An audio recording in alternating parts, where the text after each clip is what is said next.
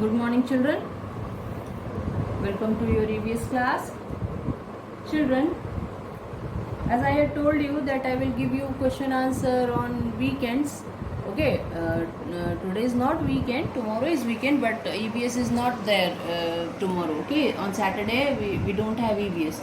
So today I have given you the question answer. You can take time to write, okay, and you can show it to me on Monday also. ठीक है, आप सोमवार को भी हमको दिखा सकते हैं, तब तक आपके पास टाइम है. You can write it. आप आराम से लिखिए, take your time. All right. So I will give you question answer of a house is a must, chapter number 6. Okay, because till chapter number 5 we have completed. All right, children. So let's start the question answer. Okay.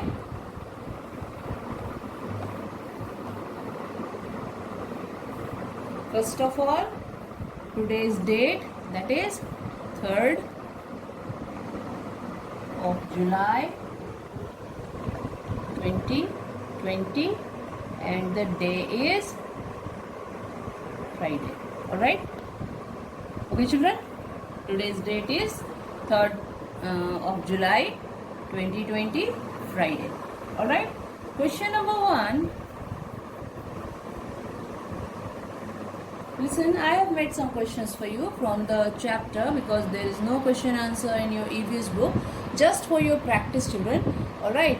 I'm giving you, ठीक है, आपको थोड़ा सा practice रहे इसलिए मैं दे देती हूँ ये करने के लिए. वैसे आपके एक्सरसाइज में कोई क्वेश्चन आंसर नहीं है. ओके, फर्स्ट क्वेश्चन हम लोग ऐसा कर सकते हैं कि व्हाट डज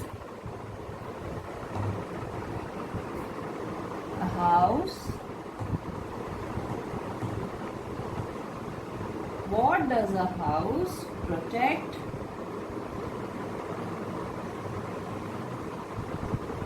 us from? घर जो है हमें किस किस चीज से बचाता है? This is question mark, children. Okay, this is a question mark. Alright children, ठीक है, क्वेश्चन मार्क है. ऐसा क्वेश्चन मार्क बनाते हैं, इस तरीके से आप बनाइएगा. Okay, this is a question mark. Alright, ठीक है. आंसर इज, मैं हर क्वेश्चन का स्टिल फोटोग्राफ लेती जाऊंगी बेटा, और फिर आपको वो मैं बाद में सेंड कर दूंगी. मे बी कि आपको वीडियो से लिखने में प्रॉब्लम हो. यस ना, ठीक है. वैसे आप ट्राई कीजिए लिखने के लिए, बट मैं सबका स्टिल फोटोग्राफ भी ले लूँगी. Okay, so the answer is a house protect us from wind, हवा से बचाता है. yes, rain, heat and wild animals. yes, हमने चैप्टर में पढ़ा था. yes ना. it also keep us safe from thieves. yes, it also keep us safe from thieves. thieves means चोर. yes, इन लोगों से भी हमें बचाता है, हम अपने घर में सेफ रहते हैं. isn't it? so this is your answer. ठीक है. okay children, write down. I'm giving you 5-minute time, not 5 minute. ठीक है, because I will give you still of this. okay. okay, question number 2. what are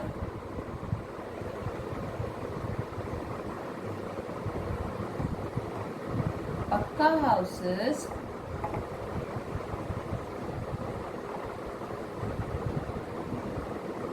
usually constructed with?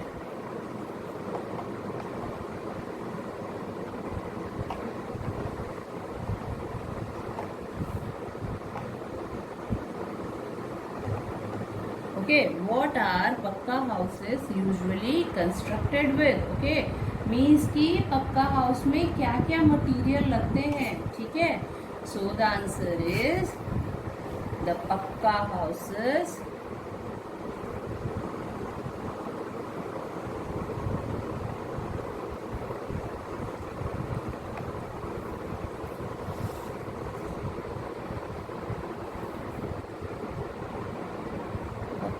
is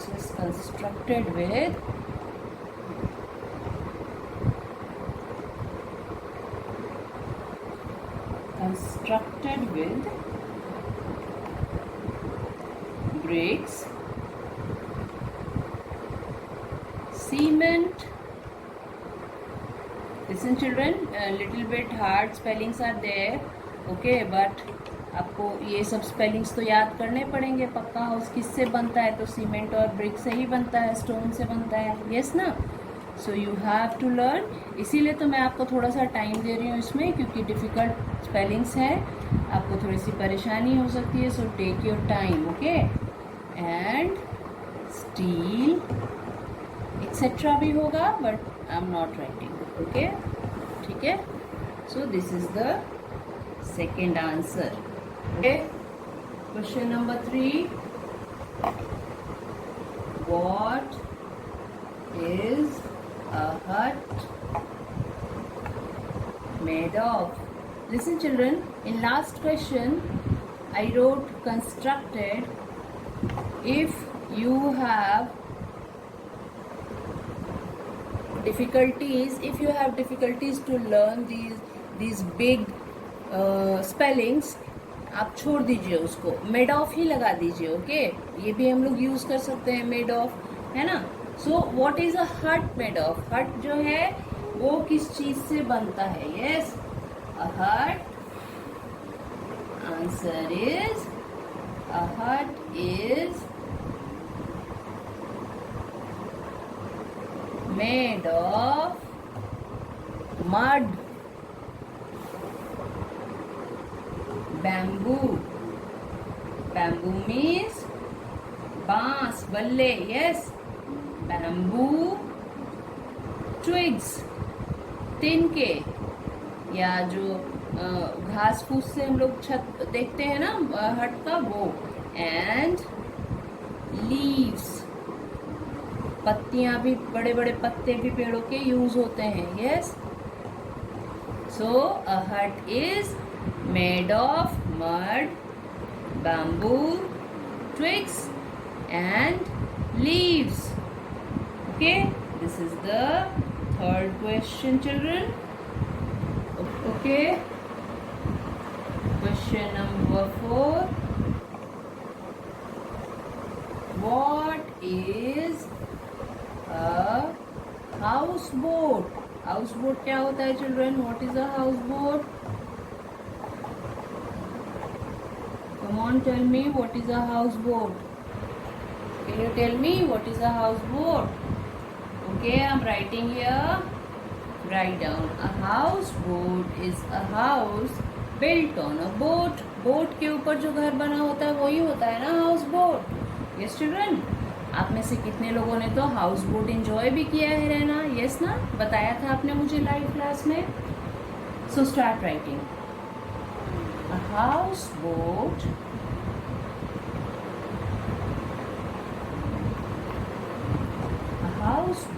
is a house built on a boat. Okay children, a houseboat is a boat built on a boat. जो boat के ऊपर घर बना हुआ होता है उसी को हम लोग हाउस बोट बोलते हैं.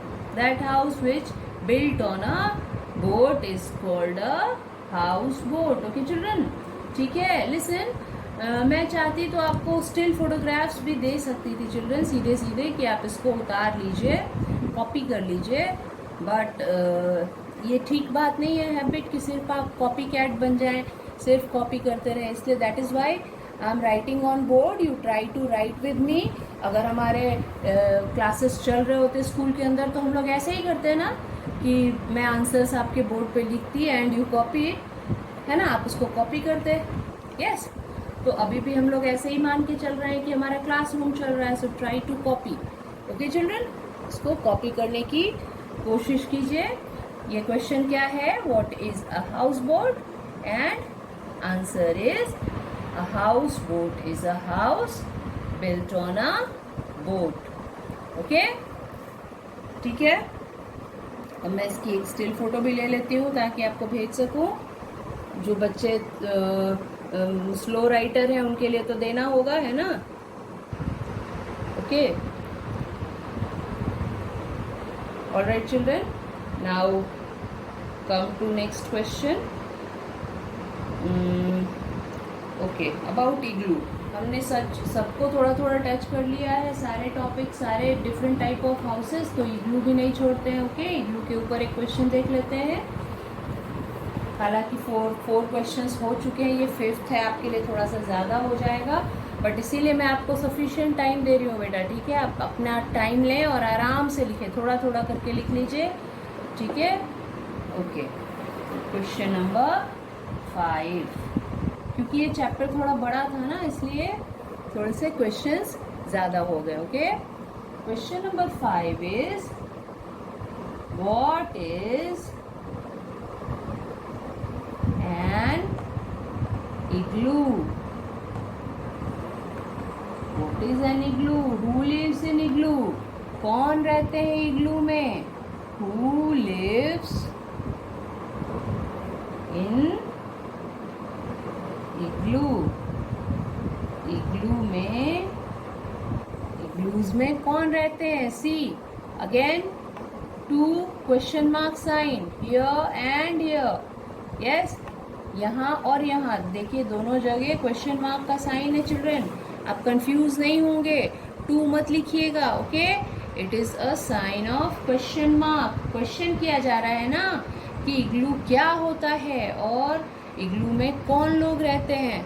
सो यहाँ क्वेश्चन मार्क लगाना पड़ता है जहाँ हम क्वेश्चन करते हैं। आपको सेंटेंस पढ़ा रही थी तब बताया था मैंने। यस, ओके, सो इसका आंसर लिखते हैं, एन इग्लू।